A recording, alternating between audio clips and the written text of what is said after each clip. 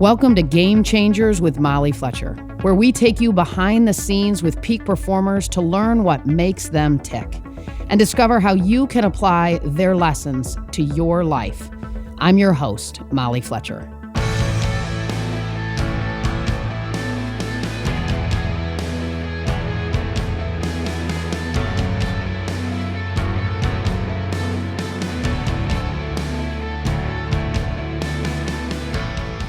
Today's guest, Gary Keller, is the founder and chairman of the board for Keller Williams Realty, the largest real estate franchise in North America. Gary took his company and his philosophy of people helping people nationally and then internationally.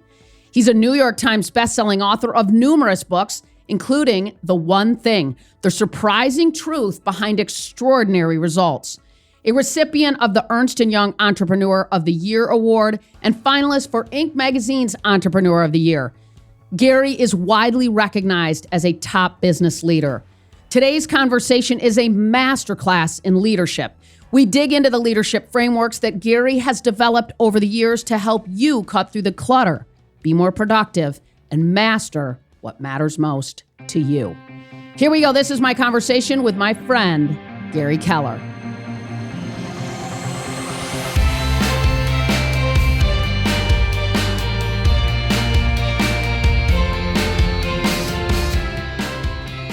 Gary, it is so awesome to see you again. You know, the last time I think we jumped into each other's arms on stage at the KW family reunion. Because you were awesome. Well, what? You changed lives. You changed lives that day, dear. Thank you. What do we have? 15,000 in the room that day, I think, right? 18,000?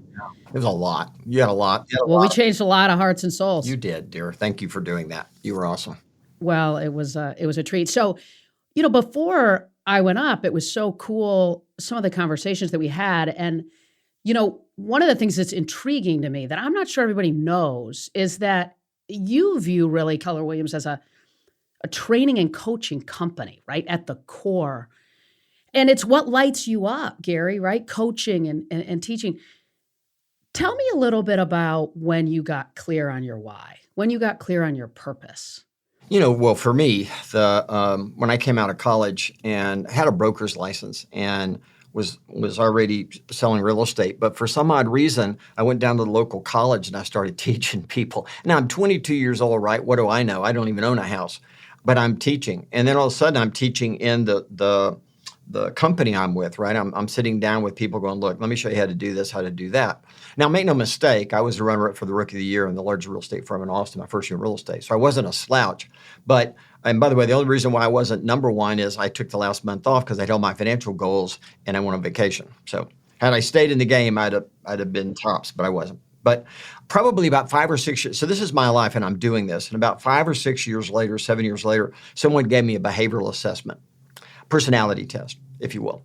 And as they validated that test to me, my life became so clear because as they stuck a mirror up to me and said, look, this is who you are. This is how you like to behave. This is right.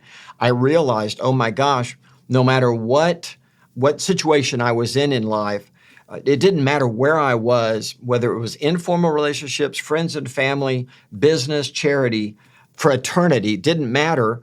Eventually, I ended up in a teaching and mentoring coaching role. And this behavioral assessment made it so clear that I literally, sat down and just wrote it out. Said, I'm clear, man. My mission, my purpose in life is to help people lead their greatest lives possible through my writing, my teaching, my coaching, my mentoring, my business, my charity, my money. Whatever I do, that's the goal. That became my life. Right. And you're a heck of a leader. And what struck me when I was at the KW family reunion is the love in the room and the love for you. There was no exception to those kinds of moments where people go, oh, Gary, oh, he's the best. He's great. Oh, he's the best. And I say that only because to me, what's interesting about what you're sharing is the connection between leadership and teaching and coaching. Oh, sure. How do those come together in your mind? Because I have a definition of what leadership is that works that way. So if the goal of leadership is to get people to take action, right? To take action that has results. That's the goal of leadership, right? Okay. If that's the goal, then what's the definition of leadership? And for me, it's real simple. It's teaching people how to think the way they need to think so they can do what they need to do when they need to do it so they can get what they want when they want it. So teaching people how to think is in fact, right? I mean, look, I can either teach you how to think or I can make you do something or I could do it for you, right? If we want outcomes, if I'm not going to do it and you're going to do it, what are my options? I can make you do it. I can cheat and give you and just hand it to you, or I could teach you how to think so that when you take action, you take the right action to get the results that you need. So leadership is really teaching people how to think. I mean, leadership is, and when you understand this, you begin to realize that leadership is really about helping people be productive.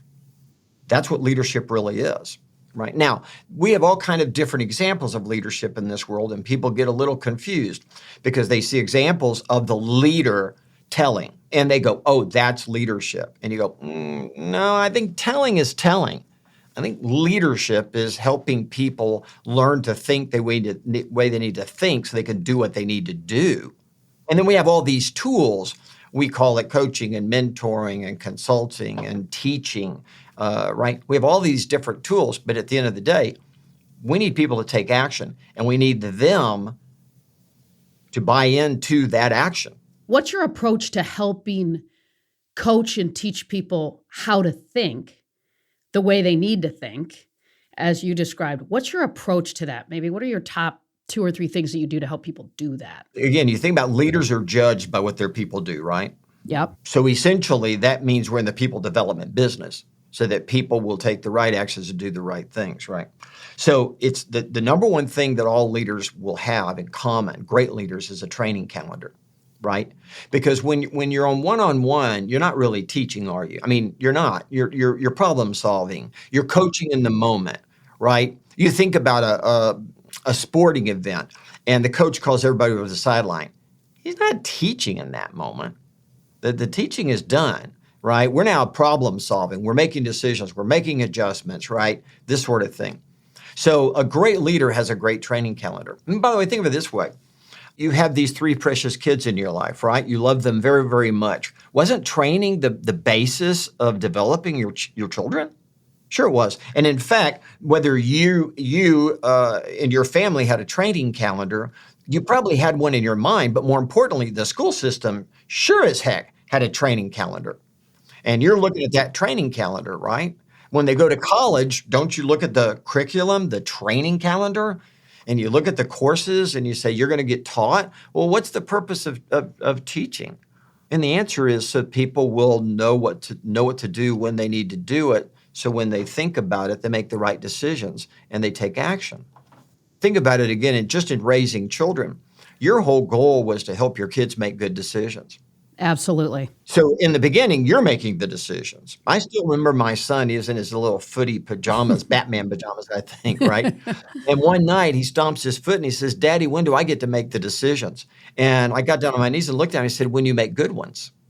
And in that moment, I even connected the dots and went, so the whole point of leadership is helping my son develop the ability to make good decisions in the moment and take actions on those decisions.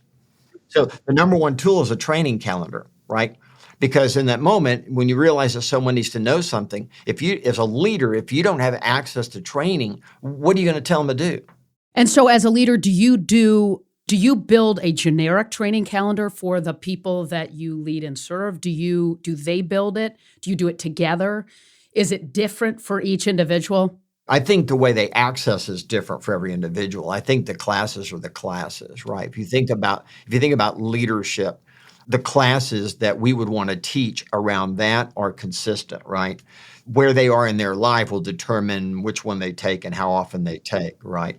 So the first question you always ask a leader is, how does a leader acquire followers?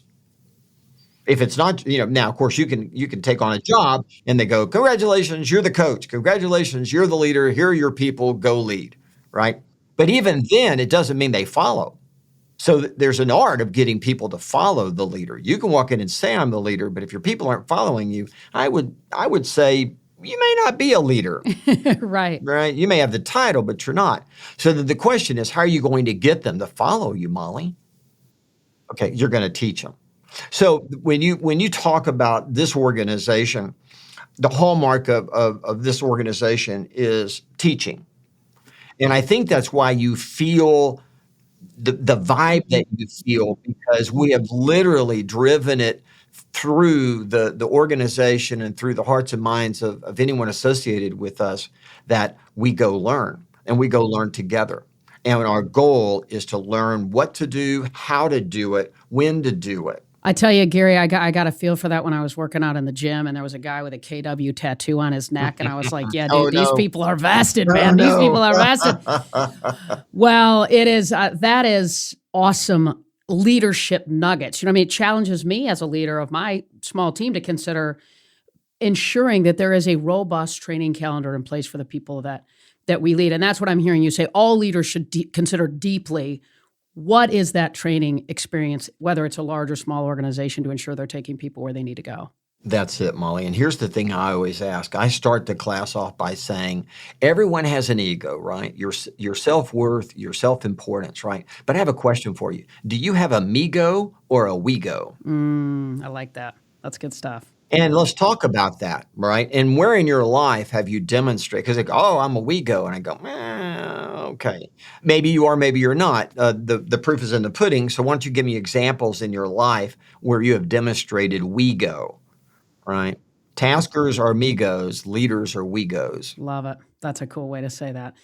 So, Gary, you've been around a lot of high performers, and you are Spent my life with them. absolutely.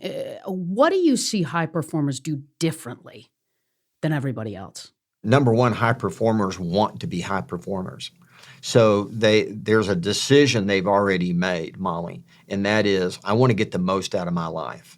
And in order to get the most out of my life, I want to get the most out of this situation. So they start with a drive, right? You can't motivate people. You can motivate them, AID. You can't motivate them. Someone says, motivate me. I can't motivate you. In fact, if you're not motivated, I don't know that we can work together. I mean, my job is not to motivate you. I can motivate, but I can't motivate. But high performers always start with motivation. They want to do it, right? They have a purpose, they have a drive. So then it just comes down to goals, plans, actions, and results. So high performers in their head have this mantra that just goes over and over and over and over and over, right? What do I want? What am I going to do? I take action, I adjust, I never give up, go, go, go, go, go. Goals, plans, actions, results. Goals, plans, actions, results. Goals, plans, actions, result. And it's a mantra in their head, right? And once they know what the goal is, then they have to have a plan, a game plan. Right? They need to know the steps, right? Yeah. And then it's action. And what separates high performers from everyone else is they take actions on their plans. Right? The plan is not a mental exercise. The plan is for only one purpose, and that is for me to take meaningful action that gets me closer to the results I want. That's what a high performer is. You know, you wrote a book I have loved and referenced for years, The One Thing. And you talk a lot about prioritization. You talk about focus. What's your formula, Gary? Now you've got a lot of demands on you. What's your formula for deciding what to prioritize? Well, it's no different than I would coach anyone else on, and that is, what's your mission, vision, values, and beliefs? So it really starts, which, by the way, is the formula for leadership, right? Mission, where are we going? Vision, what's life going to look like while we're doing it and when we're done, right? Values, what's important to you? Beliefs, what are the rules you will follow? So mission, vision, values, beliefs. Mission, vision, values, beliefs. So for me, it all starts with reconnecting to what's my mission / purpose, if you will, right? What's my vision for my life, right? And for the lives of those that interact with me. And then what's the values? What are the things that are most important to me, right? For me, God, family, business. I mean, that's just the way it is, right? And then what are the beliefs? What are the rules that you follow? So that it's a formula. So if you're asking me what I do, I'm very, very, very, very connected every day to my mission, vision, values, and beliefs. I know exactly what they are. In the class, when I was teaching these young adults on Friday, I get asked this question: How do you make your decisions? And I go, that's not complicated. Every decision I make has to be in alignment with my mission, my vision, my values, and my beliefs. based upon that, I set a goal. So years ago, it was actually my CEO at the time came in and said, I'm going to teach you a simple formula, Gary, for goal setting. Her name was Mo Anderson, and she was a genius, still is. And she called it the 1-3-5, right? One goal, 3 priorities, and 5 strategies. GPS, right? When we talk about this in the one thing, but it's a 1-3-5. So you ask me, I go, well, this is real simple. I understand my mission, my vision, my values, my beliefs, and you can either understand this at a real granular level in life, or you can understand it in almost a semi-unconscious, conscious way. But then it comes down to, based upon all that, what's the goal, Right. right? What's the plan? 3 steps. What are my priorities and what are my steps? So I'm always operating off of some sort of a GPS, if you will. And everybody around me is too, by the way. If you came and sat down with me and said, man, I'm really struggling, I'd say, well, first, let's back up. Who are you? I'm just curious, in 5 minutes or less, tell me who you are. What are you about? Why do you get up in the morning? What's your big why? Who are you? Just tell me who you are. Okay, great. Based upon that, so what's your goal? I mean, now we're talking business. Okay, fine. What's your business goal? What is it? Is it a dollar amount? Is it a unit amount? Is it some level of achievement? What's the goal you're trying to achieve? Okay, well, show me your plan. What's your plan? What are you following? Explain it to me, right? Okay, cool. So let's go to your calendar and let's ask the question, does your calendar reflect your plan?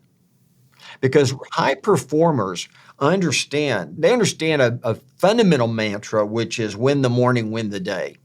It's a myth that high performance structure their entire days, because people look up and go, wow, man, I mean, you must be, on all day. And you go, no way, that's a lie. Nobody's on all day. There's no way, you can't. We'd end up putting you in a straitjacket and locking you up somewhere. For So sure. the question is, can you be productive for about 4 to 5 hours, maybe 4 hours on the thing that matters most? Can you hammer that, right? Yeah, no, I mean, Gary, I think one of the things that's so interesting is that prioritization and focus is key to performance. And you referenced 100%. your schedule. Gary, and I know you read my book, The Energy Clock. We referenced it even when we were together. You bet. What role does energy play, right? So you sort of referenced, I look back at their calendar with them for the last however, does your calendar reflect what matters most? How do you look at that through the lens of energy? Well, energy is such a wonderful word, right? And are we talking emotional energy? Are we talking intellectual energy? Or are we what kind of energy are we talking? We're talking about physical energy. What are we talking about here? I'll start with the very fact that I think you need mental and emotional energy before anything else, right? Which you would get from your mission, vision, values, and beliefs. But short of that, now we have to have physical energy. I mean, we just have to. So for me, there's a schedule, and that is win the morning, win the day. And, we did a lot of research on this in the book, The One Thing, Molly. And when you get up in the morning, I don't care what industry you're in, when you wake up, go exercise, go work out. And that's it. And then follow a diet that feeds your body and nourishes your energy. Absolutely. And I would add too, relational energy, right? At some level, Gary. I mean, I know your family, your relationships are imperative. And I think making sure that we're intentional about our relational energy, that we're pouring it into the people in our lives that matter most. And here's the thing I'd say about that.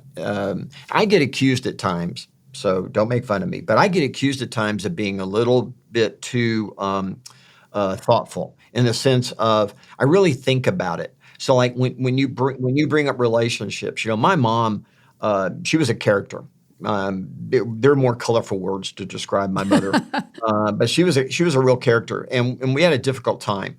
But my goal is I wanted mom at the end of her life to say, you were a good son, because I'm not sure that she always believed or thought that, right? So I had a shift, and I said, that's my goal. And then I literally wrote down a little 1-3-5 for my mother and our relationship, right?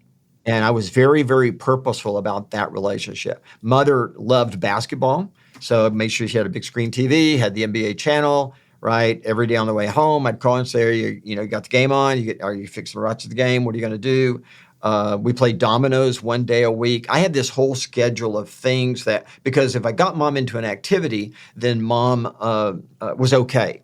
Mom was a hoot. She was a blast. She was my mom if I could get her in activity. Idle minds are the devil's tool. My mother was a devil when her mind was idle. And so I discovered how to do that. And by the way, the week that she died, she turned to me unprovoked and said, "You're a good son." And I went, "There you go." Right. Because here's what I know. What I know is when we're talking about relationships, this is really important. And that is you want to be able to say at the end of your life, "I'm glad I did, not I wish I had." And that's a mantra, right? If you read the books on the regrets of the dying, Yes, right? I have. Yeah, then there's a fair amount of that work out there. They all have a common answer, and that is men and women who have lived a long time and are lucid as they approach death. They all basically say the same thing, and that is, "I wish I had lived my life. I wish I had lived my life on my terms." Right? And so you look up and you go, okay, well then my terms would be, I don't want to have any regret. So I don't want, and I know that we're all going to die. So I want to make sure that if I'm alive when my precious wife Mary passes away, I want her to turn to me and say, "We had a great life." I want her to be able to say, "I love you and thank you for loving me, and we had a great life." Right? I want my son and my daughter-in-law to say, "We had a great life. We had a great life." Because if you have a great life, that's all you can. We can't do anything else. There's nothing beyond that. Well, absolutely. And it's about relationships, about no regrets. It's about I often challenge people, Gary, I say, what do you want on your tombstone? What do you really want it to say? And Gary, you know what's interesting? So I did an event in kind for a school that had lost some children, and we were up on the panel, and you ask parents, what do you want for your children? And they say, most of them say, in this moment, they said, I want them to be happy. You say, okay, cool. So if they were happy, is that was what was on their tombstone? Jane was really happy. What do you think? And in that moment, they often go, well, no, that's probably not right, the answer. So I think right? I mean, they want him to say, she gave back, she gave back to others, she contributed to all that. So I think we've got to think about that. And then I think it's always cool to sort of say, okay, when you're 90 years old, you're standing in a room having a 90th birthday party, turn around. Who's in the room? Who's in the room? And have you poured into those relationships over the years so that the right people are in that room in that moment? I think if you can get it, I think that's so good. So good. Thank you for saying that. I think if you can just grab what you just said and base your life on that understanding, you're going to have a phenomenal life. Mm-hmm. Amen. Yeah. Why, Gary, is a balanced life not something we should strive for, right? What should we seek instead? You talk about this. Well, it's one of the lies of success, right? It's of a balanced life. I go back to science first, Molly, and I go, look, you ever heard of the concept of quantum jitter? And people go, no. Well, quantum jitter basically says that everything's moving. Everything is moving. So you look at a solid object, it's not solid. That's an illusion. It's moving. I said, you look at a ballerina and it looks like she's, quote, balanced. But if you look really, if you've got a microscope, if you've got binoculars and you look right in on those feet, she's counterbalancing. So what I always say is that you need to get over this idea that there's such a thing as a balanced life. And the issue is, are you leading a counterbalanced life? And the question there is if you know what matters to you, how long are you willing to live outside of that? Is it a day? Is it a week? Is it a month? Is it a year before you pull back in balance? And then you see people, oh my gosh, that's right. I've been out of balance for 10 years in this relationship, or I've been out of balance with my health for 5 years. And you go, why would you do that, right? The way I think about it in my own life is it's a life of counterbalancing. Ideally, I'd love to end every day with my wife. I'd love to. But if I have to travel, if I have to go somewhere, that may not be possible. So that just put me out of balance. And I'm real clear about that. So I'm going to then counterbalance that back. And I'm not going to wait very long to do it. That makes sense? 100%. I mean, and I'm sure there's people, Gary, and I get this sometimes, right? I mean, you live with a remarkable level of intentionality. I mean, your days, weeks, months, your relationships, nothing is an accident relevant to the way you show up with the kind of energy in the moments, with the relationships that you have. Where and how do you think you came to recognize the power and that level of discipline and the rewards that come with it? I was a motivated, achieving individual like any other achiever. And I had a lot of tough things happen to me. Literally, I went from hero to zero back to hero in about a 5.5 year period, right? Where, as a business person, my wife of less than 3 years divorces me. I have to buy her out. I have to buy my partner out. This is my second year in business, right? Then the markets crash, blah, blah, blah, blah, blah.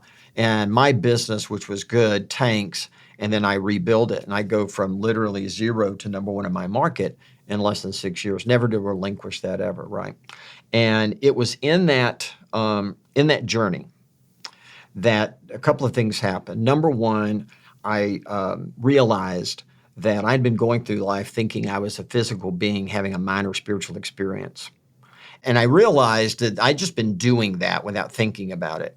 And now that I'm thinking about it, I realize, you know what? I think I'm a spiritual being having a minor physical experience. And it was really interesting because up to that moment in my life, I realized I'd been driven by a poor self-image. If I succeed, people will like me. If I do well, people will like me. And all of a sudden, I look up and I go, I'm okay. I'm okay. Oh no, I've lost my motivation. But in that moment, I realized I hadn't made the decision. I had just been living as a physical being. And I thought about it and I researched it and I came back and said, for my life, I'm going to be intentional, Molly. And that is, I'm going to make a decision that I'm a spiritual being having a minor physical experience. And I had a big aha. And that was, if I'm a spiritual being in a physical form, that must mean that my goal of my physicality is to develop my spirit. Okay. If I buy into that, then how do I develop my spirit in physical form? Well, if you succeed, you do an end zone dance, you spike the ball, you go to Disney World, right? You cut the nets down, you know, and everybody interviews you, and it's awesome. When you lose, you say, "What happened? What do I need to do to get better?" And you learn. So my big aha was, I should go out and try to be the biggest failure on the planet. I shouldn't have any fear of physically failing. I should only fear spiritual failing. And so all of a sudden, I kind of became this fearless individual. And then I'm ready to take it on. And that was life changing. That was when I looked up and I said, if it's to be, why not me? Right? Why not me? Second thing that happened to me is I'm reading this book called Unlimited Power by Tony Robbins. And in that book, he said something that no one had ever said. And it was that high performers tend to be model builders. In reading what he was talking about, I went, oh my gosh, that's right. Wow, that's so right. So from that, when you talk about intentionality, from that moment on, not only am I thinking big and I'm willing to fail. Now, I'm not saying I'm taking, quote, risks, but I'm saying that I'm willing to risk the thought of failure in order to maximize my potential, right? Well, at the same time, I'm starting to build models. So I'm asking the question, so what's my spiritual model? Okay, what's my physical model? What's my business model? I'm literally model building. You know, it's interesting what you're saying, because one of the things that I know we've talked about and that I talk about often is that it's not about achievement. And at some level, what I'm hearing you say is that it's the journey, it's not the moment, it's not the achievement. How do you coach that? How do you coach that? Because what I have seen, and truthfully, what breaks my heart, Gary, is people who chase this one thing and then they get there. And number one, it's not as amazing as they thought it would be, potentially. And number two is they don't have a plan of what to do next. Tell me your mindset on achievement, Gary. Tell me your mindset on the role that the process plays. How do we make sure that we're living into that so that we don't chase this one thing and then feel empty? There's a fundamental truth, and that is happiness happens on the way to fulfillment. And that's not Gary Keller, and that's not Molly Fletcher. That is science. That is research. They're very, very clear that the men and women that are the happiest are the men and women that had a journey of fulfillment. And by the way, money's not going to do that. Money won't make you happy, right? By the way, money won't change you. Someone early in my life said something about, dirty money or I'm unwilling to do what it takes in order to make a lot of money.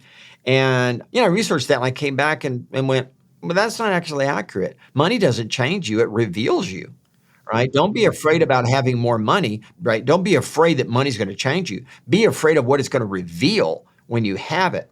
Whatever your values are, money will amplify that. So money in and of itself cannot be an end. It's a means to something. What's the something, right?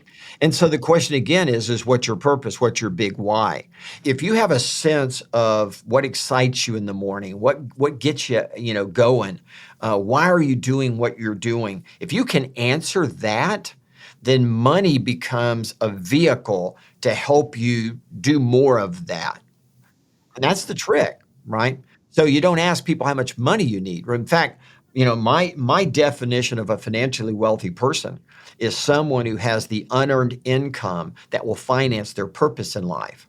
By the way, by my definition, if you don't have a purpose, you cannot be financially wealthy because there will never be enough money. So it all gets back to this. It all gets back to this thing, a central theme for me, and I know for you as well. And that is, who are you? Why are you alive? If you can get a sense of that, right? Now, I have these kids, and they go, "Well, what if I get it wrong?" I said, "You can't get it wrong. Most likely, you're already doing the things that give you purpose. You just haven't articulated because you never thought of it that way."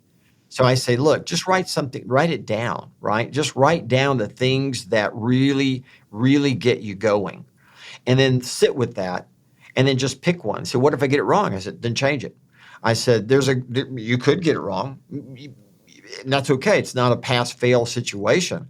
But the sooner you can grab a hold of an idea that you attach as a purpose for you, the sooner you'll get to the answer. If you walk around and say, now I'm going to shave my head, go to a mountaintop, burn incense and chant, that's not how you're going to find it. You're going to find it by coming off the mountain, choosing something, and start living your life towards that purpose.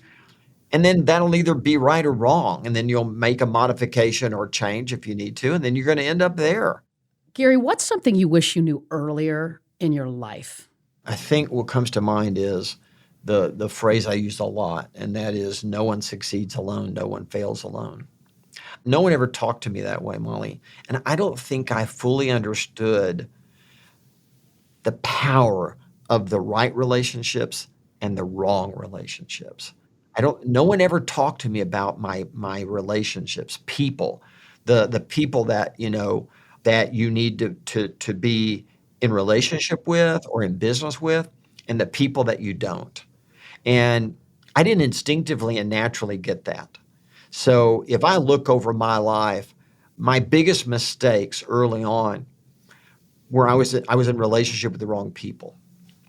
And had I known that early on, my life would look very, very different. Not that I wish that my life would look different, but I think that a lot of the challenges and problems that I had early on would have been lessened or gone away had I been more purposeful about who I let into my life or who I let into my business world. One of the things that I've noticed is, and it's kind of phenomenon, and that is, I ultimately gave it a model name, okay? And that is, I called it wealth determiners. And what I noticed, if you study success, which I do, what you notice is it usually takes no more than 5 key relationships of wealth determiners, people that either send you money or help you make money. I'm talking about financial wealth determiners, okay? No more than 5 key relationships, right?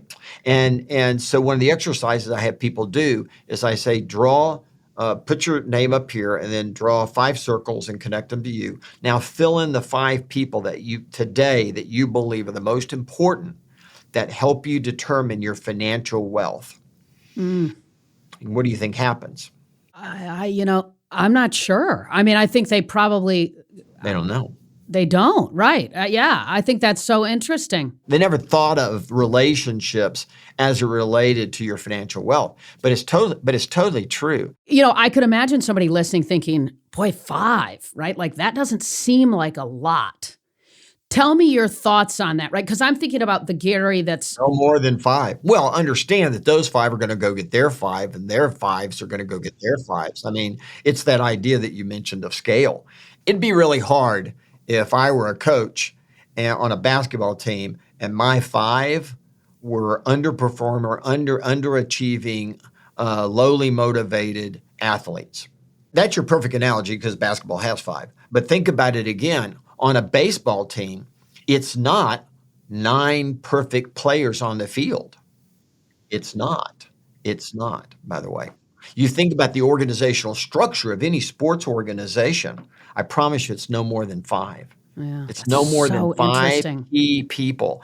And what I discovered over time is my job is to make sure that my 5 people can kick your ass any day of the week. Absolutely, yeah. And so, Gary, when you think about your 5 and younger, as you were earlier in your journey with KW, as you think about your 5, how did you think about those 5? Was it based on skill? Was it based on obviously alignment with mission, vision, beliefs, values?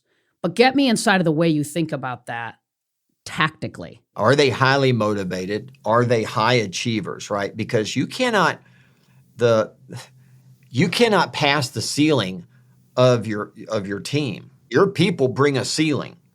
If your 5 have low ceilings, you're dead out of the gate. You're stopped before you get going, right?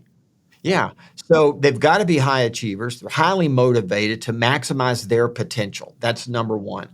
Number 2, a slight chip on their shoulder that feeds that motivation. They have a little something to prove. I don't wish them dysfunctionality, by the way, but I'm saying that an individual who has something to prove to themselves and or to the world and is highly motivated to go do that, worth their weight in gold. And then it comes down to and then after that, it's all alignment, right? Are we aligned on our mission, vision, our values, and our beliefs? Are we a good match? Should we be together?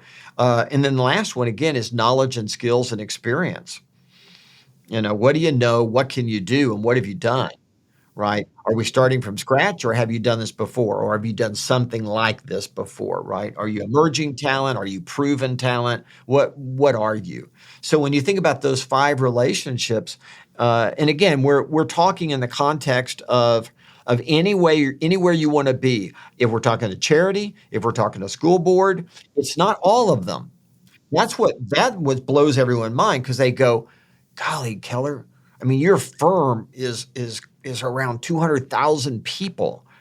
That seems so complex. And I go, it's not complex at all. Why is that? Because I focus on 5. I don't focus on 200. Wow, and you just said it. I mean, KW is one of the largest real estate. It's the largest by agent count under one brand. That's what it is. Okay, And okay. sells more real estate than anyone else under That's one brand unbelievable. in Yeah, the world. yep. And by the way, it does get complex. I mean, in the sense of it's on one hand, it's a complex organization, but we can't live in complexity. Mm-hmm. It's not sustainable. No, it's not sustainable. That's right. So we have to find models that allow us to focus in a simple way. What's been a bigger challenge for you, and maybe why? Building the organization the way you have, building KW, building the company, or leading it? I think they're synonymous. I absolutely didn't build it. There's a misnomer to think that Gary Keller did anything other than lead. There's no way that I could build it. People were going to have to do that. And it was going to have to be people that doing that matched their big why, right? And it fed their life in a manner that gave meaning to it. So that was it. You're just looking for like-minded individuals who want to succeed in a system that you've created. And in that system, they can maximize their potential. I mean, in the last 2 years, we've had 2 individuals inside our company get billion-dollar valuations on their company inside our company. Oh, wow. Wow. I know. And I think that's a tip of the iceberg of what's possible. So it's coming in and saying, what is it? The lid of the leader is the lid of the team. John Maxwell, I believe, is our friend John is the author of that saying. But that's right. I mean, the lid of the leader. So as a leader, think of it again. The lid of the parent is the lid of the child. right? The lid of the dog owner is the lid of the dog. I mean, the Right. number one challenge that we have in a leadership role in our lives is what's our lid? And if we walk around and once you realize this theory, this idea of the lid, and you look around the world, my gosh, you start seeing lids everywhere. You see lids on marriages, you see lids on partnerships, you see lids on careers, you see lids on businesses, right? You see the lid clearly and you go, wow, wow, wow. So at the end of the day, if you've accepted a role as a leader, it starts with your lid. Because the opportunity of leadership is to change yourself first. I asked the kids, I said, give me your definition of leadership. And they play around with it. And these are young adults, right? And they play around with it. And they finally get to this thing of, well, getting people to take action, right? And it goes, really interesting that you went right to leading others and not yourself.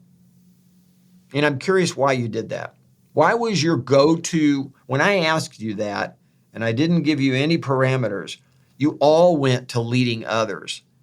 If you can't lead yourself first, I don't know what in the douche, you're doing trying to lead others. Right. Amen. Totally. The opportunity, I mean, again, you think about leadership, mission, vision, values, and beliefs, right? When you think about leadership in that way, self-leadership is the exact same formula as leading others. This is so powerful, so good. All these nuggets, Gary. I mean, I've read obviously the one thing and I've spent time with you, but your level of wisdom around leadership, man, oh man, it's good. Where do people go to take in more Gary leadership kind of content, right? Because I'll take it through a fire hose. It's good, man. Well, I have a podcast with my partner, Jay, called Think Like a CEO. So that's from a public standpoint. No, to be candid with you, I have a philosophy, and that is people that work with me are more important than people that don't. I have a family of 200,000 people, and I wake up every day, and my heart, my mind, my actions are all focused on living my life through helping them lead their best lives. So that's how you find me, or go read The One Thing, or go listen to the One Thing podcast. I mean, it's all embedded in all of that, right? All right, I'm going to hit you with some rapid fire. You know the drill. You listen to the podcast, so you know this drill. So you've probably had some time to anticipate this a little bit. What's your morning or evening routine? You know the answer to that. Win the morning, win the day. So my routine is to have my best day by noon. My routine is get up in the morning, meditate, drink my concoction of energy drink, hit the gym for an hour and 20 minutes, literally an hour and 20 minutes of strength training and cardio. I have a gentleman come to my house and beat the crud out of me every day. Go in, I make my 8 egg whites with 2 egg yolks for Mary and I, and a little for our dog, Millie. And I make our protein smoothies for breakfast and for lunch. And right, my wife comes in from her workout. There are the eggs, there's the tea, there's the smoothies for breakfast and for lunch. She and I sit down, and we always find time for a few minutes to have our tea together. We don't drink coffee, but we drink black and green tea. And so we spend a few moments, that's what we do. And then I hit it. I go to my priorities, and my goal is to hit my priorities by noon, 1 o'clock, and then I let the world come to me after that. What's your favorite book? I would say there's tons of them. Unlimited Power was probably the most important. The Behind the Golden Arches and the story of the French fries changed my life forever. If I was in a really tough time in the late 80s trying to expand my business and I was failing, and Mary and I went to the bookstore and we just pulled books, and I came up with a whole box of books home. But it was Behind the Golden Arches where it tells the story of Ray Kroc goes down to California, and he meets the McDonald's brothers. He's trying to figure out, how they're doing what they're doing. He decides he wants to franchise them. I'm giving you the short version. And they agree. He goes back to Illinois. He makes the French fries and they don't taste good. Calls McDonald's brothers, what happens? And they're telling him everything they know, and it's not working, Molly. They don't taste good. So finally, Kroc says, I'm going to go back to where you source your potatoes, and I'm going to track the potato. And he found the secret, and that was They hadn't figured out a way to cook a French fry. They had stumbled on a way to cure a potato. In other words, the secret to the success of why that McDonald's French fry tasted so good was because when you took a potato and you put it in an open-air burlap sack and you hung it in that climate in sunny Southern California and it cured rapidly, it tasted great when you cooked it. So they went back, they duplicated how to cure the potato, and the rest is history. And I read that the exact moment in history when I was failing, and I realized I was teaching people only what I had thought up, not what I had done. So I hired someone and paid them to take a recorder, a video camera, and a notebook, and they followed me around for X number of months. And I went out and opened another business, and they documented. If I burped, they wrote it down. If I turned left just because the sun was in my eyes, they wrote it down. So they documented what I did, not just what I was thinking up. And then I took that manual, that launch manual, and went back to Houston and met a lovely individual, taught her for 2 weeks, and then I drove out of town. And I went, come on, sevens, right? And of course, that business is still there today and was amazing. And anyway, so the Behind the Golden Arches was the other one. How many models do you have, Gary? I'm just curious. How many models do you lean into in life that you then, I would imagine, look at and filter personal, professional, et cetera, health, fitness? There are 6 areas of discipline, right, where I have models, right? And that's kind of it, right? Self, time, money, spiritual, physical, and change. Then I have a fundamental model on the 5 different types of relationships.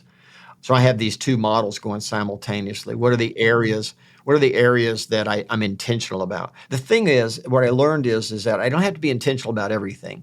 I only have to be intentional about the things that matter. So, Gary, the show's called Game Changers. So who or what is a game changer who inspires you and why? Well, we kind of talked about some of them, right? So my game changers would be around my models, right? So Jesus, right? For thinking, it would be Abraham Lincoln, right? For exercise, it would be Jack LaLanne, and then it's Clarence Bass. For money, it'd be Warren Buffett. And for culture, it would be my first CEO, Mo Anderson, who's one of my heroes. And those are all the people, right? So for me, game changers, the way I think about that is who are the role models? Who's the avatar who is fighting the good battle for the thing that I want to battle with? Well said. Gary, what a treat to have you on. This was... Oh, thank you, Mom. I learned so much. I'm going to hit you with some... Me too. Let me tell you something. I'm hitting you with some emails after this because I need to dig into some of these models. Sound fascinating. Well, thank you. Call me in a couple of years. We'll come back on and we'll talk nothing but models. Round 2, baby. Round 2, baby. Awesome, Gary. Thanks so much. You're welcome, dear.